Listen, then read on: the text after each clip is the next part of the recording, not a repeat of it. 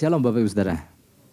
Oke, kita sama-sama belajar pesan Tuhan kali ini buat saya Bapak Ibu Saudara. Pesannya adalah memandang seperti Tuhan memandang. Memandang seperti siapa? Seperti Tuhan memandang. Ya, jadi melalui pesannya ini kita mau belajar ya. Tuhan sampaikan sesuatu bahwa kita belajar mulai memiliki cara pandang yang benar seperti Tuhan memandang. Seringkali gini, manusia punya cara pandangnya sendiri kok. Tuhan punya cara pandangnya sendiri, yang mana adalah berbeda.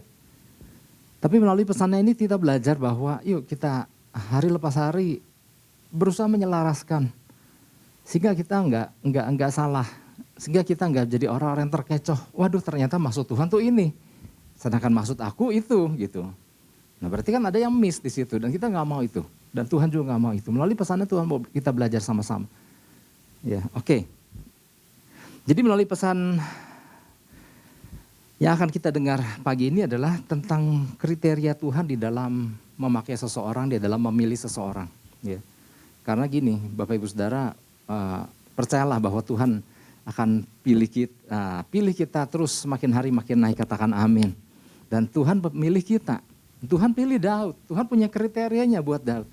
Waktu Tuhan mau pilih kita, waktu kita rindu dipilih sama Tuhan, ingat Tuhan punya kriteria loh gitu. Atau bisa juga melalui pesannya ini adalah Tuhan mau melibatkan kita di dalam menggunakan seseorang. Atau di dalam memilih seseorang. Seperti Tuhan mempercayakan Samuel di dalam memilih Daud. Menjadi sebagai orang yang diurapi Tuhan. Nah di situ Samuel juga kita akan belajar pagi ini bahwa kita gak mau salah. Seperti Samuel memandang orang lain dia pikir nah ini nih yang Tuhan suka. Ternyata bukan gitu. Nah kita juga gak mau menjadi orang yang seperti itu. Ya salah. Ya gak sesuai dengan yang Tuhan mau. Oke, oleh sebab itu mari kita baca ayatnya dulu yang mendasari pesan Tuhan. Sebuah ayat yang gak asing buat kita. 1 Samuel 16 ayat 7. Saya mau ajak kita baca sama-sama. Satu ayat ini udah terpampang di depan. 1, 2, 3. Tetapi berfirmanlah Tuhan kepada Samuel. Janganlah pandang parasnya atau perawakan yang tinggi. Sebab aku telah menolaknya. Bukan yang dilihat manusia, yang dilihat Allah. Manusia melihat apa yang di depan mata. Tapi Tuhan melihat hati. Kayaknya ayat ini udah hafal banget deh kita semua ya. Nah tapi gini Bapak Ibu Saudara, seringkali kita hafal ayatnya dan kita seringkali pakai ayat ini ya, yang penting mah Tuhan tahu hatiku deh gitu ya. Nah nanti kita akan belajar hati yang kayak gimana yang Tuhan suka gitu. Nah latar belakangnya gini Bapak Ibu Saudara, saat ini jadi kalau kita baca dari ayat pertama, di situ dikatakan Tuhan sebetulnya inilah masa Tuhan udah lagi cari orang buat ganti Saul. Saul kan kita tahu kualitasnya seperti apa. Tuhan udah tolak Saul jadi raja buat bangsa Israel ya. Karena beberapa hal yang gak berkenan, beberapa pelanggaran Saul. Nah sehingga melalui Nabi Samuel Tuhan bilang gini deh, cari orang buat ganti Saul. Ya. Nah Tuhan makanya mengutus Samuel ke Bethlehem karena orang pilihan Tuhan ada di Bethlehem. Ya kita sih sebenarnya udah tahu kan dari anak Isai yang paling kecil namanya Daud gitu. Tetapi waktu itu kan Samuel nggak tahu siapa. Cari orang untuk ganti Saul, adanya di Bethlehem. Nah memang sih sebagai Samuel ya wajar ya kalau merasa agak-agak takut juga karena kan kenapa? Karena Saul kan masih memerintah di situ. Nanti kalau aku ke sana dan Saul tahu bahwa aku lagi cari penggantinya, gue dipenggal gitu ya. Oleh sebab itu Tuhan bilang gini, udah deh kalau kamu takut gini, kamu bawa lembu muda. Bawa ke sana, persembahkan di sana sebagai korban persembahan ini lembu. Nah nanti pada saat kamu datang ke sana, ya kamu kasih tahu penatua kota Bethlehem bahwa kamu mau mempersembahkan gitu. Nah nanti diundanglah orang-orang. Nah salah satu yang penduduk Bethlehem kan Isai. Nah, biar Isai nanti ikut datang ke sana sama keluarganya gitu. Nah, maka singkat cerita, datanglah Isai dan keluarganya ke sana gitu ya.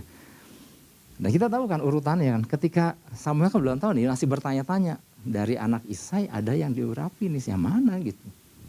Ketika dia melihat yang paling besar Eliab, ini dia yang Tuhan pilih. Nanti kita akan belajar sesuatu, kenapa dia bisa angkat Eliab adalah raja berikutnya. Pengganti Saul. Ternyata bukan. Eliab punya adik. Ya, Abinadab apa? Ternyata bukan juga. Adiknya Abinadab Syama. Kayaknya ini nih. Bukan juga.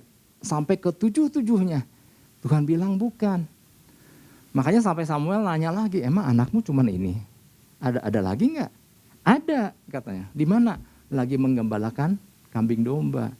Ya udah panggil. Nah dipanggilnya lah Daud ke sana gitu. Nah ini kata Tuhan, urapi Daud ini. Karena dia akan jadi raja menggantikan Saul. Ya. Peristiwa ini telah mengajarkan kita bahwa seringkali apa yang dipandang baik oleh manusia berbeda apa yang dipandang Tuhan. Nah ini yang kita mau pelajari Bapak Ibu Saudara. Kita sering salah. Tuhan punya kriteria, Tuhan punya standar. Tapi manusia juga punya. Nah ini yang ya, memang jauh ke sana, jauh banget gitu. Nah kita belajar, ya apa sih jadi maunya Tuhan. Manusia lihat apa yang tampak di depan matanya. Simpel sih manusia melihat apa yang di depan matanya. Tetapi Tuhan melihat sesuatu yang lebih dalam yang gak dilihat oleh manusia, yaitu kualitas hati. Apakah betul kita gak bisa lihat kualitas hati seseorang? Nah nanti di poin kedua di bagian itu kita akan belajar juga. Ternyata gini, Tuhan sudah kasih kisi-kisinya gitu. Biar nanti di bagian dalam kita belajar. Jadi manusia mudah mengagumi. Jadi pada dasarnya manusia itu mudah mengagumi sesuatu yang terlihat dari luar. Kecantikan, kegagahan, keren atau enggaknya dan lain. Itu memang itu yang dilihat manusia. Sampai zaman sekarang, itu yang dilihat manusia. Dunia mempunyai kriteria. Dan kriteria dunia adalah apa yang tampak dari luar, apa yang ada di depan mata. Dan mereka nilai berdasarkan apa yang tampak di depan mata. Dan ternyata gini, banyak orang percaya juga ikut kriteria itu. Gak salah ya, kita berdandan, kita rapi, kita kelihatan bagus, kelihatan baik dan lain-lain, gak salah. Tetapi seringkali gini, orang percaya enggak mempersiapkan apa yang sesungguhnya dilihat sama Tuhan. Lebih menyajikan diri demi untuk dilihat sama dunia, demi untuk dipilih sama dunia gitu. Nah oleh sebab itu melalui pesan ini kita mau gini, kita juga mau berdandan dalam tanda kutip untuk sesuatu sehingga Tuhan lirik kita. Nah Tuhan melihat ada bagian-bagian yang terdalam, yaitu kualitas hati gitu. Nah dunia saat ini begitu fokus memperhatikan rupa dan penampilan saja. Tapi beda dengan Tuhan. Tuhan melihat sesuatu yang jauh lebih penting dari semuanya itu. Ia memandang jauh ke dalam hati kita. Nah apa yang Tuhan lihat di hati? Dia menambahkan hati yang memiliki kerinduan untuk mendekat dan mengenal kepadanya. Terus apa lagi? Ia mengingini hati yang taat dan siap dibentuk sesuai dengan rancangannya. Dan Tuhan dapat memakai siapa saja tanpa kecuali untuk menggenapi rancangannya di dunia. Siapa saja yang hatinya berkenan kepadanya. Jadi mari kita belajar cara Tuhan memilih Daud. Tuhan punya kriteria. Tapi kita pun adalah orang-orang yang dipilih sama Tuhan. Oleh sebab itu kita mau tahu seperti apa kriteria orang yang dipilih sama Tuhan. Kita sebagai orang yang dipilih Tuhan. Kita rindu bahwa hidup kita kan gak cuma begini-begini aja. Maksudnya ada level-level berikutnya yang akan Tuhan bawa kita. Dan Tuhan punya kriteria untuk itu. Nah ini jadi pesan Tuhan Bapak Ibu. Ini jadi pesan Tuhan bagi kita. Tuhan sedang mengajarkan sesuatu yang penting buat kita. Entahkah dalam hal kita memilih, entahkah kita dalam bersikap, entahkah dalam kita mengambil keputusan. Nah kriteria yang digunakan manusia seringkali berbeda dengan apa yang Tuhan kehendaki. Ya, manusia hari-hari ini termasuk orang percaya tanpa disadari lebih menyelaraskan kriteria pemilihannya pada yang digunakan manusia pada umumnya ketimbang kriteria yang Tuhan maksud. Ini fakta ya, orang lebih mempersiapkan diri demi untuk dilihat manusia. Orang mendandani diri demi untuk masuk kriteria manusia. Meskipun tadi saya sampaikan ya nggak salah untuk kita menata diri lebih baik. Tetapi kalau tujuannya hanya untuk dipilih sama manusia. Dan kita lupa mempersiapkan untuk bisa dipilih sama Tuhan. Nah ini yang salah. Oke, beberapa prinsip yang perlu kita pahami. Jadi inilah saat dimana orang percaya melibatkan Tuhan dan perkenanannya di dalam bertindak. Oke, beberapa prinsip yang perlu kita pahami berkaitan dengan pesan Tuhan ini ya. Agar senantiasa menjadi orang yang selaras dengan kehendak Tuhan. Yang pertama adalah gini, memahami kualitas hati yang seperti apa yang dicari Tuhan. Betul Tuhan kan melihat hati yang berkenan di hadapannya. Tapi hati yang kayak gimana gitu, kita kan pengen tahu. 1 Samuel 16 ayat 7 kan di bagian B-nya di situ dikatakan bukan yang dilihat manusia yang dilihat Allah. Manusia melihat apa yang di depan mata. Tapi Tuhan melihat hati. Nah, Tuhan melihat hati. Nah, hati apa yang dilihat Tuhan sehingga menarik perhatian Tuhan? Apakah cuma sekedar hati yang baik? Nanti kita akan belajar sama-sama. Nah, seringkali prinsip Tuhan melihat hati ini dipahami hanya sebagai penggunaan dalam kisah Tuhan mencari pengganti Saul, ya, yang datang daripada anak-anak Isai. Di mana akhirnya kita tahu yang terpilih ada Daud. Nah, jadi kisah tentang Tuhan melihat hati kan seringkali, oh itu waktu Tuhan pilih anak Isai, yang akhirnya yang kepilih adalah Daud. Namun ketika pesan ini diberikan kepada kita, jadi gini Bapak Ibu Saudara, waktu pesan Tuhan diberikan kita, maka Tuhan mau kita memahami bahwa kriteria Tuhan di dalam mengangkat kita untuk menjadi sesuatu. Saya kan nggak bisa bilang Tuhan jadi sesuatu mau jadi apa. Tuhan punya rencana yang luar biasa, katakan amin buat setiap kita. Dan Tuhan mau angkat kita jadi sesuatu, something ya, from nothing to something gitu ya. Nah, untuk menjadi sesuatu itu Tuhan punya kriteria gitu. Jadi kalau kita percaya dalam hidup kita, Tuhan masih mau mempercayakan perkara-perkara yang luar biasa. Nah, perhatikan kriteria ini masih sama yang Tuhan pakai, yaitu tentang hati. Nah, Tuhan pakai kriteria yang sama. Tuhan pun melihat kualitas hati kita, bukan sekedar mencari orang baik. Nah, disadari atau enggak disadari seringkali penggunaan Tuhan melihat hati ini digunakan secara salah oleh orang percaya. Hanya karena merasa punya hati baik. Seringkali kita membela diri kita. Kita menghibur diri kita. Kita seringkali tanpa malu-malu langsung menempatkan diri kita di posisi Daud. Misalnya apa? Yaitu untuk menghibur diri kita. Ya khususnya waktu kita diperlakukan nggak adil nih. Biarin aja kita dijahatin orang, yang penting mah Tuhan tahu hati aku dah. Ya ngajak teman-temannya, benar kan? Yang penting mah Tuhan tahu hati kita, biarin kita mah dijahatin, biarin kita dijahatin. Yang penting Tuhan tahu hati kita. Nah biasa kalau lagi diperlakukan nggak adil, kita suka menghibur diri bahwa biarin orang lain jahat, tapi Tuhan tahu hati. Kenapa? Kita merasa kita bukan orang jahat. Nggak salah. Kita merasa bahwa kita kan orang baik-baik ya, yang penting mah Tuhan tahu hati kita. Nah, hanya karena kita merasa kita punya hati baik, kita menempatkan posisi kita kayak Daud. Dan Tuhan melihat hati. Tuhan melihat hati aku. Ya biarin aku mah dicurangi, dan aku mah nggak ada niat jahat apa-apa, dan Tuhan tak tahu hati aku. Hanya gara-gara karena kita memang nggak jahat dan kita punya hati yang baik, kemudian kita diperlakukan, dicurangi dan kita hibur, dan Tuhan melihat hati. Kita langsung menempatkan diri kita di posisi Daud.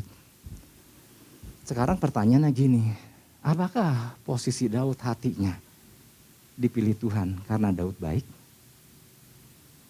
Kalau Daud dipilih hanya karena baik, bagaimana dengan kakak-kakaknya? Berarti kakak-kakaknya nggak baik dong hatinya? Enggak. Daud lahir dan kakak-kakaknya lahir dari keluarga Isai. Isai itu orang terpandang, keturunan Yehuda. Orang yang dipilih di garis keturunannya untuk melahirkan Yesus suatu hari kelak. Mereka datang dari keluarga baik-baik. Kakak-kakak Daud adalah kakak-kakak yang orang-orang baik-baik. Ya, kalau hanya di kisah Daud melawan Goliat, kakaknya pernah negur Daud, ya itu kakak terhadap adik. Apakah jahat? Kita nggak bisa langsung bilang Eliab itu jahat. Tapi mereka datang dari keluarga baik-baik. Isai mempersembahkan seluruh anak-anaknya hampir kecuali Daud sebagai abdi negara. Untuk mengabdikan diri anak-anaknya sebagai tentara Israel. Jadi kalau kriterianya kita menyamakan diri seperti Daud, berarti Daud baik, bagaimana dengan kakak? Kan berarti kakaknya nggak baik, enggak. Mereka orang baik-baik. Nah berarti apa yang membuat Daud lebih dipilih daripada kakaknya? Apa sekedar baik? Nah ini kan yang membuat kita pengen tahu kualitas hati Daud yang menarik hati Tuhan itu seperti apa. Bukan hanya sekedar baik, kalau baik semua juga baik. Kakak-kakaknya Daud baik, kita juga baik semua. Kita bukan orang jahat gitu pada dasarnya. Kita dibentuk kok tiap hari gitu. Tapi apa yang membuat kok Tuhan suruh Samuel untuk pilih? Dan gak ada orang lain kecuali lu datang ke rumah Isai dan ada satu anaknya. Karena aku senang hatinya. Nah hati yang kayak gimana kalau gitu? Ternyata bukan sekedar baik-baik aja kan. Ketika Tuhan mencari orang yang hendak diurapi, apa kriterianya hanya orang baik semata-mata? Kan enggak, ya. Ternyata gini, kita ngerti sekarang bahwa Tuhan tidak semata-mata cari orang yang baik hatinya, enggak semata-mata, ya. Melainkan apa yang dia cari? Dia mencari pribadi yang memiliki kerinduan untuk mengenal Tuhan lebih lagi dan ingin tahu lebih lagi akan isi hati Tuhan. Nah, ini kan yang enggak banyak.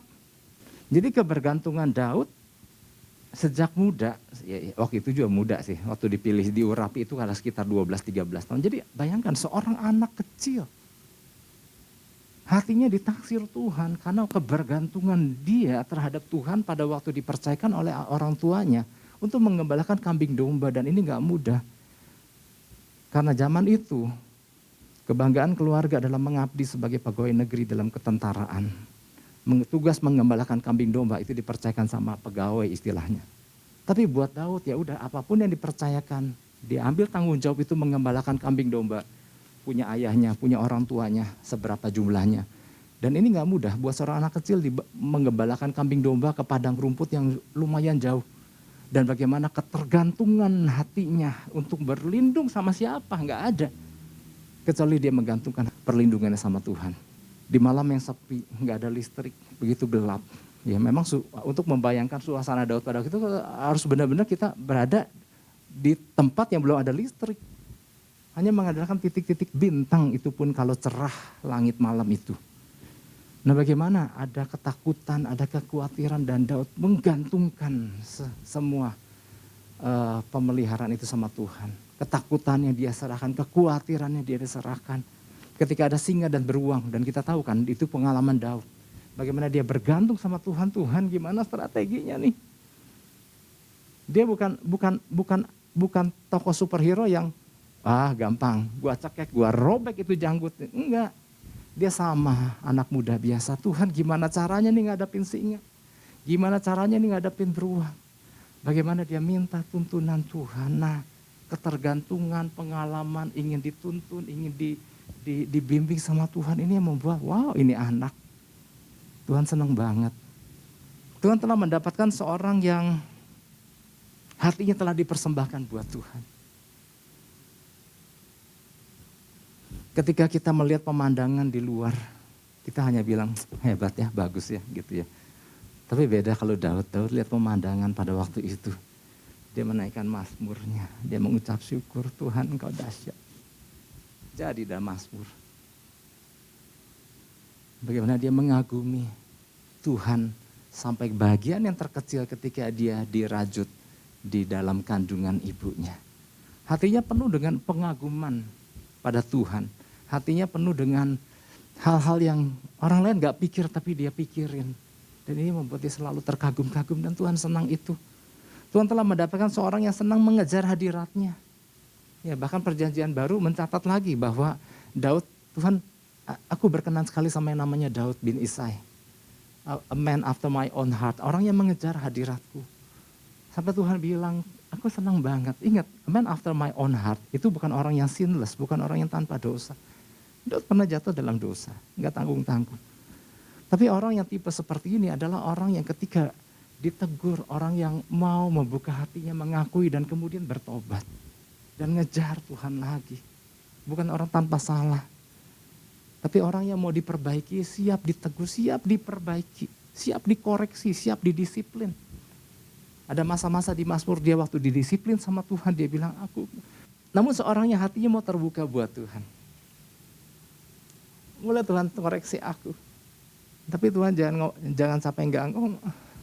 Ini beda banget sama beda banget dengan yang namanya Saul. Saul dipilih Tuhan, artinya atas permintaan bangsa Israel. Aku gak mau dipimpin sama Tuhan, aku mau dipimpin kayak bangsa-bangsa lain yang rajanya orang. Aku gak mau rajanya gak kelihatan, aku pengen yang rajanya orang. Akhirnya ya udahlah, dipilihlah, singkat cerita. Dipilihlah seorang dari suku Benyamin bernama Saul. Saul pun diurapi Tuhan. Saul sempat nangkep apa yang jadi maksud Tuhan, tetapi akhirnya Saul banyak salahnya gitu. Karena apa? Dia nggak nangkep isi hati Tuhan. Dia seorang yang kepenuhan roh Tuhan. Tapi ternyata dia bukan seorang yang pada dasarnya bukan seorang yang mengejar hadirat Tuhan di situ. Sehingga banyak miss, Tuhan maunya gini, dia lakukan begitu gitu. Nah ini yang buat Tuhan, ya ampun. Ada banyak hal yang Tuhan mau lakukan lewat Saul, tetapi aduh kok banyak salahnya nih Saul. Kok banyak gak nangkepnya gitu ya. Fasilitas sama diberikan kepada Saul dan kepada Daud. Dan Tuhan ketika memilih seseorang, Tuhan juga mau bikin itu besar banget negara. Nah, tapi susah. Apa yang membedakan antara Saul dan Daud? Karena gini Bapak Ibu Saudara, kitab 1 Samuel, 2 Samuel, 1 Raja-Raja, 2 Raja-Raja termasuk Tawarik, itu isinya intinya apa sih? Intinya tentang perbedaan Saul sama Daud di situ. Dan Tuhan mau perlihatkan kepada semua orang bahwa bedanya Saul sama Daud itu di mana. Bedanya di mana? Bedanya di hati. Saul juga punya hati, Daud juga punya hati. Cuman kualitas hatinya Saul beda sama kualitas hatinya Daud. Saul seringkali memiliki hati yang gak benar di hadapan Tuhan. Waktu dia lihat Daud bisa berperang dan rakyat nyanyi, dia bisa kalahkan lebih banyak, dia iri sama Daud. Padahal gini kan, kalau dia bisa memanfaatkan Daud untuk gabung sebagai panglimanya kan itu sangat menguntungkan Saul sebetulnya. Tapi dia iri. Ya, terhadap Samuel dia merasa Samuel telah meremehkan. Terhadap Tuhan dia merasa Tuhan telah pilih kasih. Terhadap rakyat dibilang rakyat bahwa dia ingin terlihat bagus. Jadi banyak hati yang salah Saul itu. Nah hati-hati yang model begini akhirnya ya udah diangkat pun sama Tuhan bisa diturunin. Ganti. Nah dipilihnya lah dia suruh Samuel sekarang datang ke rumah Isai. Pilih yang hatinya yang Tuhan suka. Dan itu hanya ada pada Daud. Nah ini malah kita tangkap sesuatu Bapak Ibu Saudara. Landasan apa yang membuat Tuhan pilih seseorang yang Tuhan senang hatinya. Hatinya bukan sekedar baik, kita udah belajar. Kalau soal hati baik, banyak hatinya baik. Tapi ada hati yang orang yang hatinya mengejar Tuhan. Wow, oke itu yang pertama ya. Jadi yang pertama adalah memahami kualitas hati yang seperti apa yang dicari Tuhan. Kadang-kadang kita GR kan hanya karena punya hati yang baik aja. Padahal gini, Tuhan mau kita yuk selain baik, kita juga punya kualitas yang lebih lagi. Katakan amin. Ya, itu yang pertama. Yang kedua. Yang kedua adalah memahami bahwa kepekaan diperoleh melalui hubungan hari lepas hari dan kesediaan untuk melepaskan diri dari pengalaman masa lalu. Kita kan pengen peka, kita kan pengen tajam.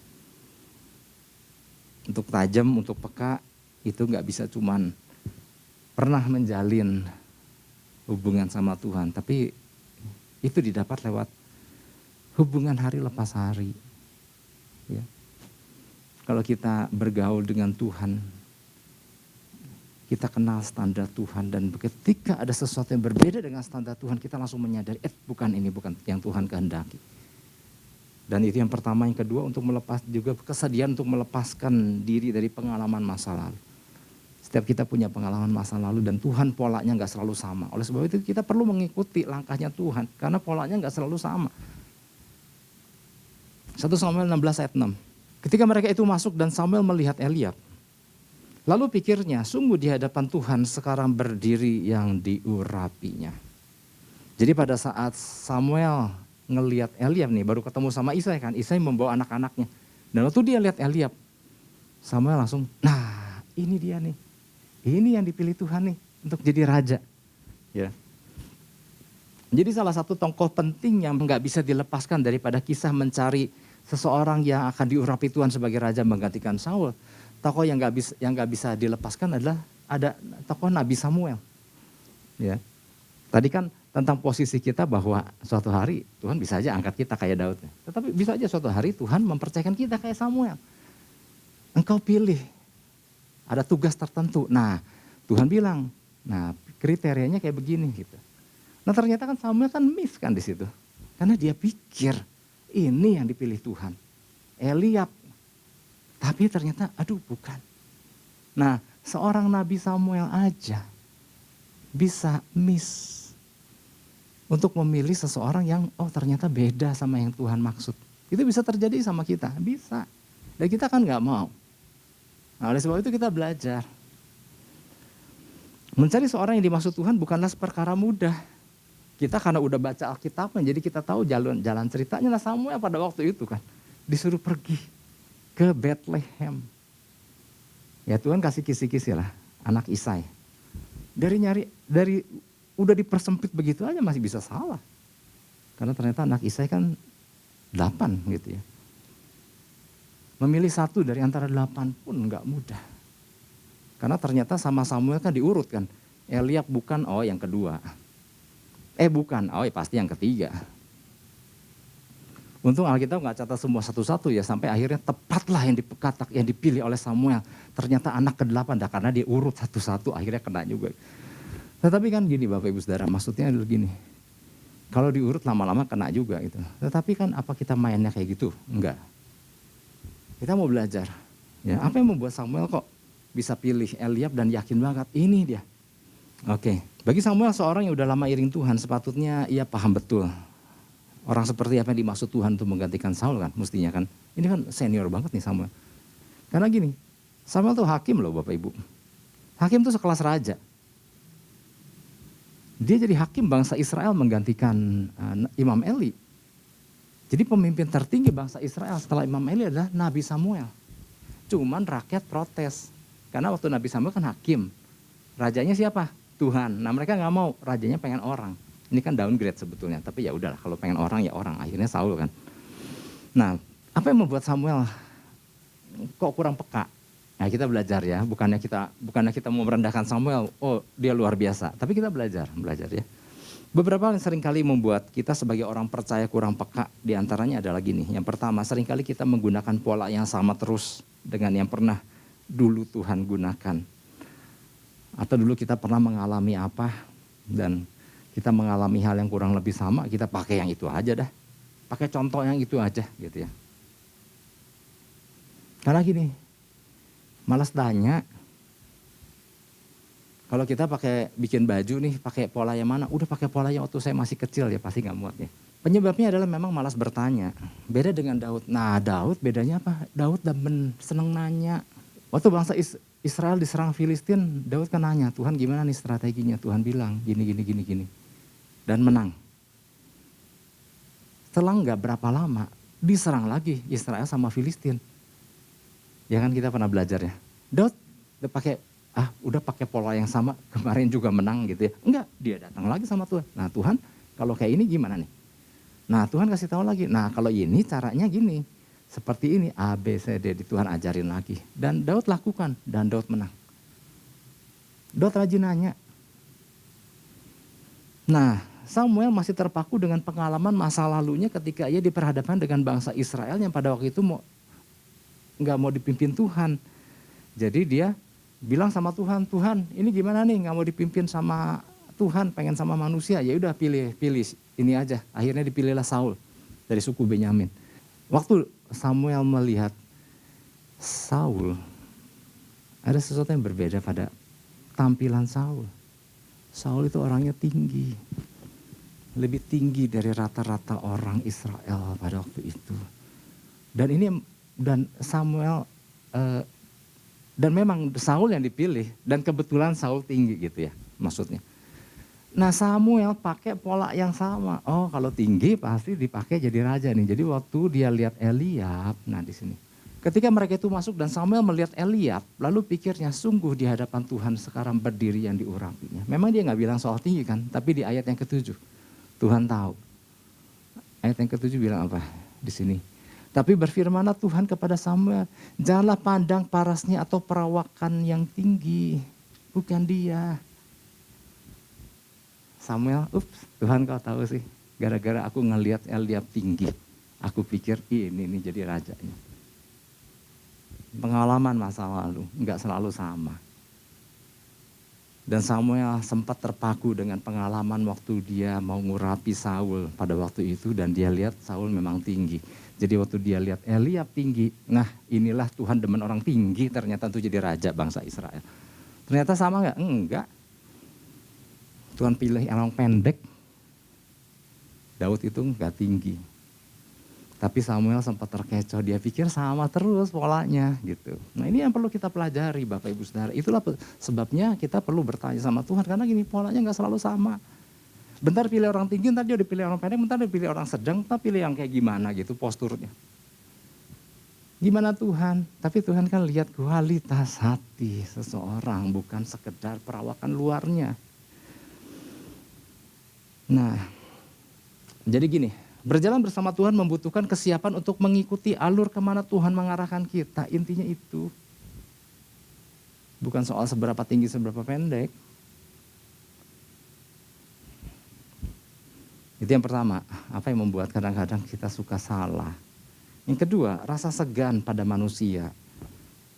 Seringkali membuat kita gak leluasa di dalam menentukan apa sih maunya Tuhan. Karena lebih banyak segannya sama manusia.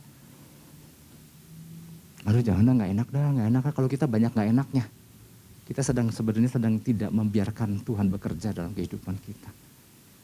Kadang-kadang kalau kita membiarkan Tuhan bekerja, kadang-kadang kita harus berani, artinya gini, bukannya jadi supaya gak tahu malu, jadi tapi berani malu gitu. Biarinlah, peduli amat orang ngomong, tapi aku lagi melakukan apa yang Tuhan suruh. Udah gak peduli orang mau ngomong apa, orang mau cap apa.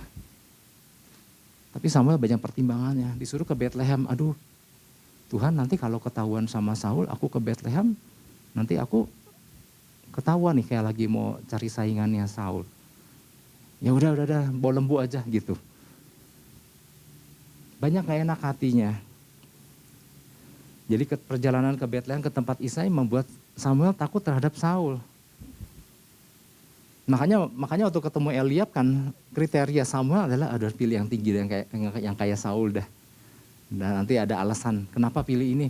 Kan sama-sama Tuhanku juga orang-orang tinggi gitu ya. Jadi gini maksudnya, seharusnya Samuel adalah seorang yang paling tahu seperti apa orang yang dimaksud Tuhan. Tapi rasa segan Samuel sama Saul seringkali membuat ketajamannya jadi berkurang. Kadang-kadang segan kita sama manusia, takut kita sama manusia seringkali membuat ketajaman jadi gak ada, berkurang. Lebih banyak gak enak hatinya. Oke. Saya mau tutup dengan gini Bapak Ibu Saudara, bahwa berarti Pak, kriteria apa yang dilihat manusia itu benar-benar gak bisa kita pakai acuan ya Pak ya. Sebetulnya bukan itu maksudnya. Karena ternyata gini Bapak Ibu Saudara, kalau aja kita tajam, tampilan luar pun bisa dipakai sebagai tuntunan. Karena ternyata kalau kita perhatikan 1 Samuel 16,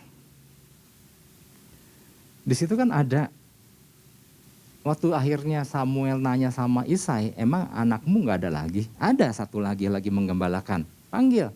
Nah kemudian waktu muncul Daud, di situ ada apa? Kriteria luarnya. Oke, ayat 12. Kemudian disuruhnya lah menjemput dia, maksudnya Daud.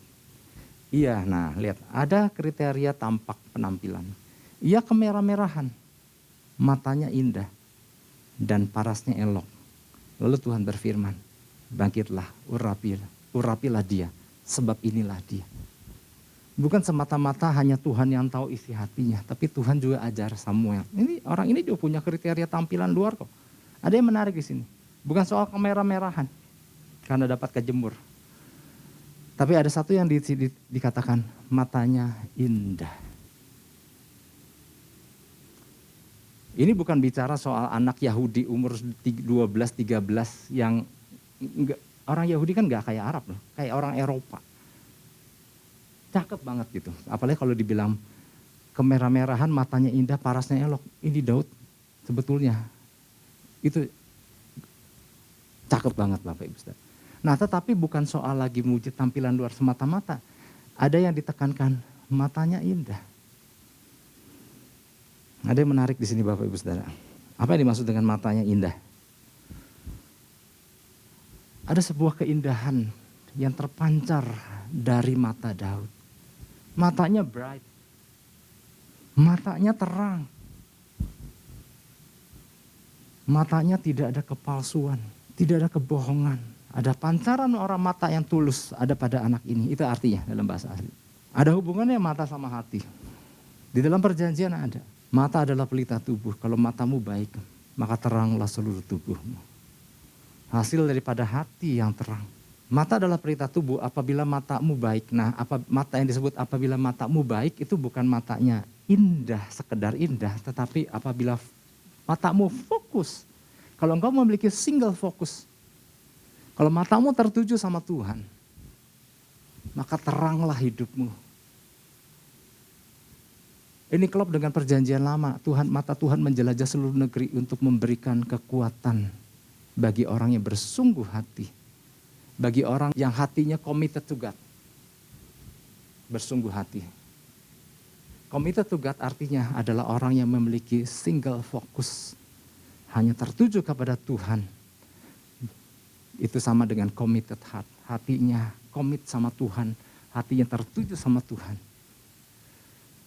Dan Tuhan selalu menjelajah matanya untuk memberikan kekuatan buat orang-orang yang punya mata yang bagus. Mata yang single fokus. Mata yang tertuju sama Tuhan. Apabila matamu baik, maka teranglah seluruh tubuhmu. Kalau ada yang protes, ternyata kriteria penampilan gak bisa dipakai. Di situ Tuhan malah kasih tahu. Daud ini, ya hatinya Tuhan berkenan. Lihat, dia juga punya tampilan. Memang kita gak bisa lihat secara keseluruhan. Tapi dari matanya Daud adalah sebuah jendela untuk melihat kualitas orang sesungguhnya. Sering kita lihat lihat apanya? Rambutnya kah? Pakaiannya kah? Orang dunia tampilannya, pakaian, rambut, dan segala macam aksesoris. Nah, tapi ini gak bisa dibohongin mata ini. Kalau Bapak Ibu Saudara yang sekolah di kriminologi atau sekolah hukum, ada mata kuliah. Dari tampak tampilan, ada bagian-bagian yang kita bisa tahu mewakili kualitas orang, seperti apa sih orang. Tapi saya nggak mau berlama-lama di situ, tapi saya mau lihat patokannya adalah Tuhan. Tuhan kasih tampilan luarnya yang nggak bisa dibohongin. Mata, apabila sungguh hati sama Tuhan, ini mewakili hatinya. Oleh sebab itu, mari Bapak Ibu Saudara, saya nggak mau poin ini bukan tentang ya udah berpura-puralah dengan mata supaya kelihatan jadi orang baik, nggak bisa dipura-purain. Tetapi yang saya mau sampaikan adalah, wow, ada sesuatu yang luar biasa di dalam Tuhan mencari orang yang Tuhan berkenan. Tuhan lihat hati, dan hati itu nggak bisa kita pura-pura bahwa mestinya Tuhan tahu ya kan hatiku baik, nggak, bukan yang cuma sekedar baik. Tuhan tahu banget apakah kita mengejar Tuhan atau enggak. Yang ngerti katakan amin, beri tepuk tangan buat Tuhan Yesus, haleluya.